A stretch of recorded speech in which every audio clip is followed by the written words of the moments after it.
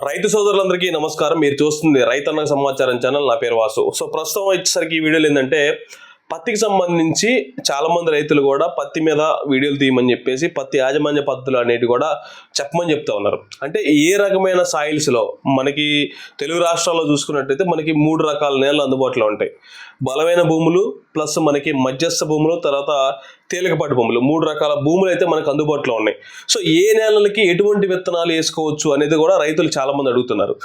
దాంట్లో భాగంగా విత్తనాలు ఏంటి, బెస్ట్ విత్తనాలు ఏంటి, మనకి పోయిన సంవత్సరం మంచి దిగుబడులు ఇచ్చిన విత్తనాలు ఏంటి అనేది కూడా ఖచ్చితంగా మీకు వీడియో ఉంటుంది. కానీ దానికంటే ముందు మేనేజ్మెంట్ అనేది తెలిసి ఉంటేనే మనం దిగుబడులు అనేవి మంచిగా తీసుకోగలుగుతాం. లేదంటే ₹1 పెట్టుబడి పెట్టిన దానికి ₹1 లాభం పొందగలుగుతాం. కాబట్టి ఆ విధంగా మనం తీసుకోవాలి అంటే ఖచ్చితంగా మన సాయిల్కి మనకి ఏదైతే భూమి క్వాలిటీ ఉందో దానికి తగ్గట్టుగా మనం విత్తనాన్ని ఎంచుకోవడం అనేది చాలా ఇంపార్టెంట్. ఇప్పుడు వాస్తవంగా ఈ వీడియో మొత్తం కనుక చూసేదానికంటే ముందు మీరు కొత్తగా మన ఛానల్ ఎవరైతే చూస్తూ ఉన్నారో వాళ్ళు మన ఛానల్ సబ్స్క్రైబ్ చేసి ఆల్ అనే సింబల్ ఆన్లో పెట్టుకోండి. పక్కన బెల్ గంట ఉంటుంది, దాన్ని ఆన్ చేసి పెట్టుకోండి. మీకు రెగ్యులర్గా నేను పెట్టే వీడియోస్ అన్ని కూడా నోటిఫికేషన్ వస్తూ ఉంటాయి. ఇప్పుడు వాస్తవం చూసుకున్నట్టయితే ఇప్పుడు బలమైన భూముల్లో ఏమొస్తాయి, నల్ల రేగడి భూములు వస్తాయి, ప్యూర్ రేగడి భూములు అంటారు. తర్వాత ఎర్ర నెలలు ఉంటాయి, ఎర్రచెక్క నెలలు అనుకుంటాం.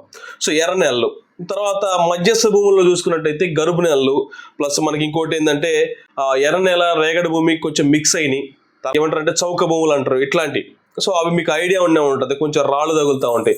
ఇట్లాంటి భూములన్నీ కూడా మనకి మధ్యస్థ భూముల కింద వస్తాయి. ఇక తేలికపాటి భూములు అంటే ఏంటంటే చౌడుబారి, కొంచెం దగ్గర చౌడుబారిన భూములు కానీ, లేదంటే మనకి ఇంకోటి ఏంటంటే ఇసుక భూములు ఉంటాయి, ఇసుక బాగా ఎక్కువ తగులుతూ ఉంటుంది.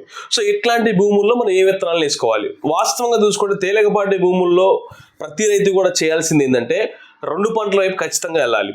ఇది ఖచ్చితంగా మీకు నీటి ఫెసిలిటీ, నీటి అందుబాటులో కనుక ఉన్నట్టయితే ఖచ్చితంగా మీరు 2 పంటల వైపు వెళ్ళొచ్చు. 2 పంటల వైపు అంటే పత్తిని మనకి వేసిన తర్వాత మనకి గులాబీ రంగు పురుగు వచ్చే దశ లోపలనే మనం 2 సార్లు పత్తిని తీసేసుకొని మళ్ళీ మనం వేరే పంట వైపు, ఏది పెసర కానీ, మొక్కజొన్న కానీ, లేదంటే మనకు అందుబాటులో ఏదైతే మన ఏరియాలో ఏ పంట పండిద్దో దాని వైపు వెళ్ళే విధంగా ఉండేలాగా ఉండాలంటే ఖచ్చితంగా మీరు హై డెన్సిటీ పద్ధతి అని అంటే ఏంటంటే మనకి ఇప్పుడు నార్మల్గా మీరు ఒక 30 అడుగుల వరకు కూడా ఒక విత్తనాన్ని పెడుతున్నారు అనుకోండి, పద్దోలి 30 ఇంచులు లేదంటే 20 ఇంచులు పెడుతున్నారు అనుకోండి, వాస్తవంగా ఎగ్జాంపుల్గా మాట్లాడుకుంటే. కానీ దీన్ని పెట్టేటప్పుడు ఐడెన్సిటీ పద్ధతులు పెట్టేటప్పుడు ఏం చేయాలంటే ఒక ఎకరంలో పెట్టే విత్తనాల సంఖ్య పెంచాలి. ఇప్పుడు నార్మల్గా ఎకరానికి వచ్చారు 2 ప్యాకెట్లు పెట్టారనుకోండి, ఈ ఐడెన్సిటీ పద్ధతిలో వచ్చినప్పుడు మీకు ఇంకో ప్యాకెట్ ఎక్స్ట్రా పెట్టడం, లేకపోతే ఇంకో 2 ప్యాకెట్లు ఎక్స్ట్రా పెట్టడం చేయాలి. ఎక్కువ పత్తి మొక్కలు పెట్టడం వల్ల ఏమైందంటే ఇప్పుడు తక్కువ రోజుల్లో పత్తి అయిపోయేది ఏమైంది అంటే హైట్ తక్కువ వస్తుంది, ప్లస్ మనకి తొందరగా పత్తి అనేది కంప్లీట్ అయిపోతూ ఉంటుంది, పెద్ద గుబురుకు కూడా ఏం రాదు. ఏది తక్కువ రోజుల్లో అయిపోయే పత్తి విత్తనాల గురించి నేను చెప్తా ఉన్నా.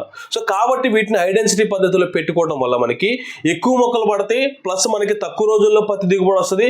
ఇంకోటి ఏంటంటే ఎక్కువ పత్తిని మనం తీసుకునే అవకాశం ఉంటుంది. ఎకరంలో మనం మినిమం తక్కువ 10 క్వింటాల దిగుబడి తీసుకునే అవకాశం అయితే ఖచ్చితంగా ఉంటుంది. దాంతోపాటుగా గులాబీ రంగు పురుగు వచ్చే లోపలనే మనం పత్తిని కంప్లీట్ చేసుకొని దాన్ని దున్నేసి మళ్ళీ మనకు కావాల్సిన వేరే పంటను అయితే ఖచ్చితంగా వేసుకోవచ్చు. దానివల్ల ఏమైంది అంటే మనకి ఒక పంట మీద పెట్టుబడి అనేది మిగిలినా కానీ మనం వేసే ఇంకో పంటలో వచ్చేసరికి మనకి మిగులుబాటు అయ్యే అవకాశం చాలా ఎక్కువగా ఉంటుంది. ఈ విధమైన యాజమాన్య పద్ధతి అనేది పాటించే ప్రయత్నం చేయండి. ఇది తేలికపాటి భూములు ఉన్న వాళ్ళలో నేను చెప్పేది.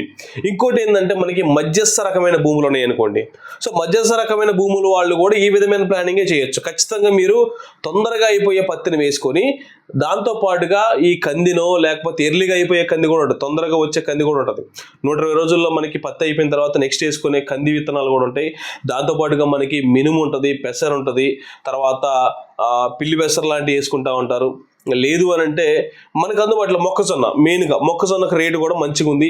మంచిగా 40 క్వింటాలు విత్తనాలు, 40 క్వింటాలు దిగుబడి వచ్చేటువంటి మొక్కజొన్న విత్తనాన్ని కనుక మనం ఎంచుకొని వేసుకోగలిగినట్టయితే ఖచ్చితంగా మనకి దాని మీద కూడా మంచి దిగుబడి వస్తుంది. ఎందుకంటే ఆల్రెడీ మొక్కజొన్నకి 2200 పైచీలకు రేటు ఉంది. ఈ సంవత్సరం మిరపకి రేట్ అనేది అంత ఆశాజనకంగా లేకపోవడం వల్ల రైతులు ఈ విధమైన ఆలోచన చేస్తున్నారు. కాబట్టి ఈ వీడియో ప్రతి రైతు కూడా పత్తి వేద్దాం అనుకునే రైతుకి ఉపయోగపడే విధంగా ఖచ్చితంగా ఉంటుంది.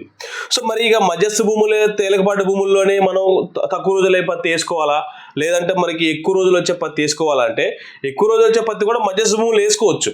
అది ఎవరు వేసుకోవాలి? ఇక మనం ఓన్లీ ఒక పత్తి పంట మొత్తమే అంటే సంవత్సరం పాటు అంటే మనం వేసే పత్తి ఏదైతే ఉందో ఒక 180 నుంచి 200 రోజుల వరకు ఉంచగలుగుతాము, ఎర్ర గులాబీ రంగు పురుగుని మేము కంట్రోల్ చేయగలుగుతాము అని అనుకున్న రైతులు ఎవరైతే ఉన్నారో వాళ్ళు మనకి బిగ్ బౌల్ అంటారు.